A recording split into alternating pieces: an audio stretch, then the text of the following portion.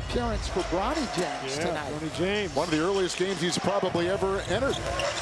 Well, there's your first clue that Luka shouldn't play anymore. Same hamstring that caused him to miss games earlier this year, and he tweaked earlier in the game. And the thunder rolls. The thunder rolls. That's Jared Vanderbilt's face as he's helping Luka off the floor. He knows it's over. Since I've wasted 2 days trying to get these videos released and YouTube keeps blocking me, obviously new news has come out, Luka being out for the rest of the regular season at least, and it gave me time to hear Nick Wright blame anyone and everyone except for JJ Redick for having Luka in the third period with the Lakers up by 30-something when Luka had already shown signs of re-injuring that hamstring in the first half. Everybody's talking about should Redick have left him in the game. Obviously, you saw him in the first half holding his hamstring, and I was thinking they need to look at that, get him out of there. I'm not going to totally blame Redick because Redick's not a doctor. He's not a trainer. All right, sorry, that's Broussard, not Nick Wright. He's just a puppet saying what he's supposed to say on Nick Wright's show. When you're nothing but a puppet and your mouth is being moved by the hand that's up your ass, you're really all just the same people. Luka has his own little staff that's with him. Then the Lakers obviously have their medical staff. And if you're gonna blame anybody, I guess it should be, or the most blame, I should say, would be kind of the team's trainers who say, "Oh, JJ, it must be nice to be protected by Clutch Sports and LeBron James's Mafia." Blame Luka's staff, blame the trainers, blame the doctors, but don't blame the guy who's in charge of actually putting people in and taking people out. I mean, it's amazing how sometimes a coach is considered helpless and doesn't have any say in this stuff. And when it suits the media, such as Darvin Ham, he's responsible for everything. Early appearance for Bronny James tonight. Bronny James. One of the earliest games he's probably ever entered. Well, there's your first clue that Luka shouldn't play anymore. If you're putting Bronny in, your starters shouldn't be in. And I'm sorry, did you hear Steve Nash? Bronny James. One of the All right, now watch this shit show on defense. You tell me who's supposed to be on who here.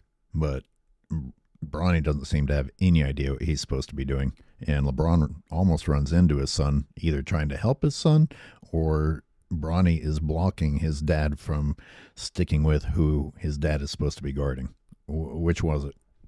Warning, we are kicking off the second period with even more glazing and a further warning. Most of what the announcers said in this game had nothing to do with the game. He's 41 and springs up there, vaults up. This is incredible. It is unbelievable.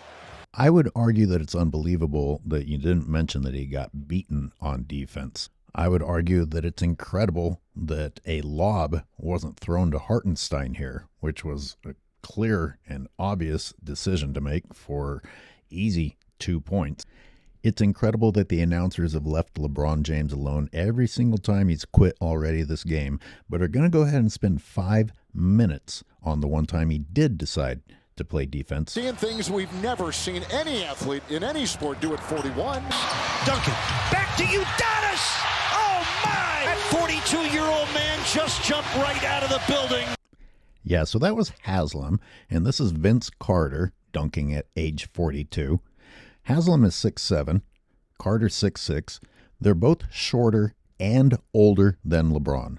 Look, if you want to compliment LeBron, that's one thing, but stop lying to people. Stop lying. Why do they have to be dishonest? Plenty of players have been dunking in their 40s, but what you aren't going to find shots of are Haslam or Carter doing this or this. And those two still frames are just from the first period of this game. So if you want to talk about what we haven't seen a 41-year-old do before, we haven't seen a 41-year-old stand around, give up, and get complimented for it. Since before LeBron even entered the league, we've been hearing about his athleticism. We've been hearing about his athleticism his entire career, and all of a sudden we're supposed to be amazed that he can still jump at age 41 when he's 6'9"? I'm sick of the brainwashing telling people that you can't be physically active after like 35. Mercer. Mercer on the run. Oh, what a play. What a defensive play. A two-hand block, steal, game, set, match. Watch this. Here comes Mercer on in. Michael not there, but there he is. What a defensive play by Michael Jordan. Look at him. He slammed it against the board. A great player. That's Mike at age 40. In a season, he played all 82 games on a bad knee. And you know what you didn't hear? No matter how many times, how many angles they showed, you didn't hear them tell you how old he was. 41, 41, 41, 41. I just caught a glimpse of Jalen Williams on the bench, and either LeBron actually bloodied his nose with that flailing hand, or he's better at acting than LeBron is. At least they're carrying through on it. Lines I've heard in coaching is do not tolerate. All right, Stan Van Gundy just keeps talking as if LeBron didn't just lose the ball here. Just pretend it didn't happen. Hey, folks, history. We just saw LeBron become the oldest player to lose the ball. What you would not tolerate in defeat. How many times just this season have I said the league needs to do something about LeBron James, or the other players need to do something about LeBron James before he ends another career? Because right here, he needlessly reaches out, makes contact with the other player's face, and shoves that player to the ground in front of a referee. Jesus. James. Oh! Followed by hearing announcers get excited about missing. Wow. Wow. I mean, you're saying wow about missing. And this is one soft-ass foul call. In fact, that's LeBron James also committing a foul. He missed, and there's no reason to have missed that. Don't say wow. 6'6" Vince Carter at age 42 would not have missed that. And yet the trio of Glazers still isn't done praising a miss.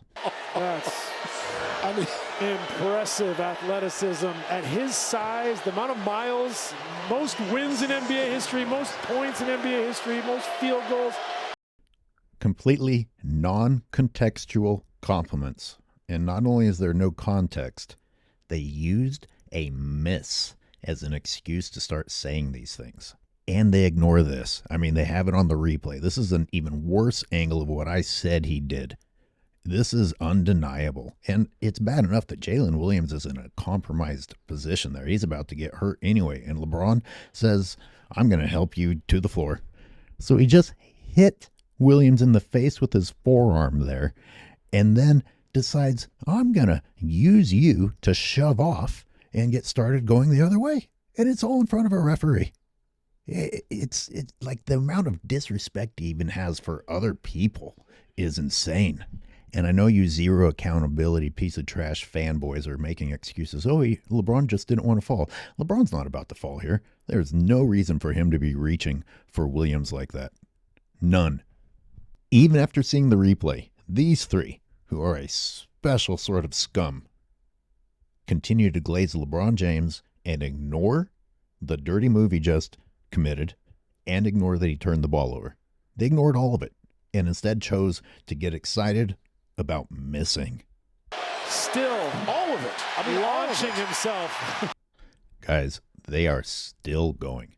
They are still going about the fact that he attempted a dunk and failed, and just ignored that he missed yet another free throw. I mean, you can't even acknowledge that he missed another free throw? You're so busy glazing that you can't give us actual play-by-play of the game?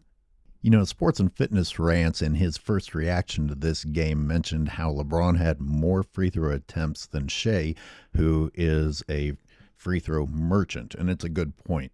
Here's the difference. LeBron and Shea both flop, both foul bait, but LeBron James is getting away with committing dirty plays on other players and then gets to go to the free throw line. All right, let me update this shot chart from the first period. I just added another pink X right there at the rim where he missed a dunk. The pink X's show his actual shot attempts that are erased from the box score because of bailout calls from the refs. and they still aren't done. We can have every argument you want to have about who the best player is.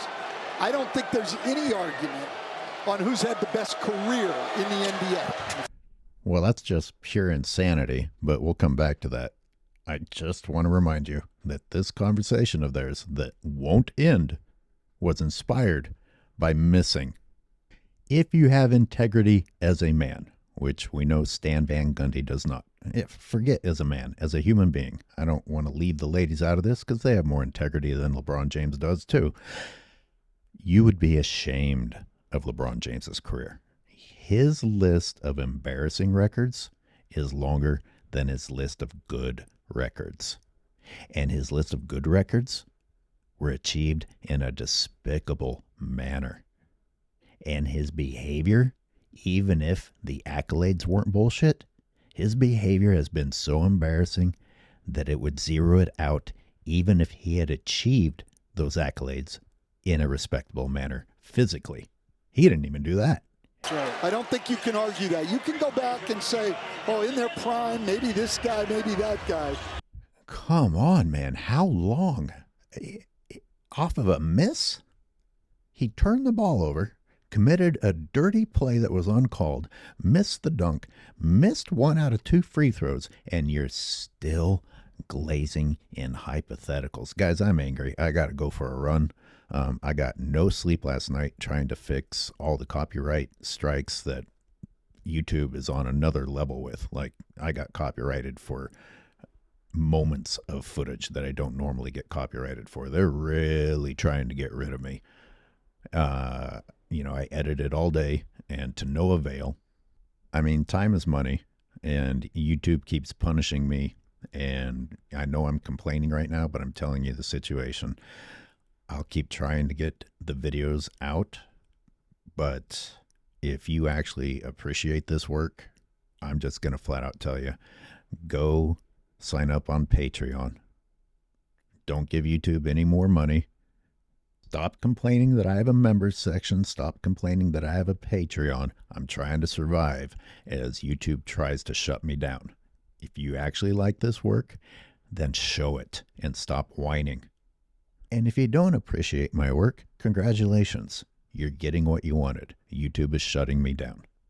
My 26.5-minute breakdown of the first period alone is there waiting for you, and my 28-minute raw reaction to the game is also there. All right, I got to go work out.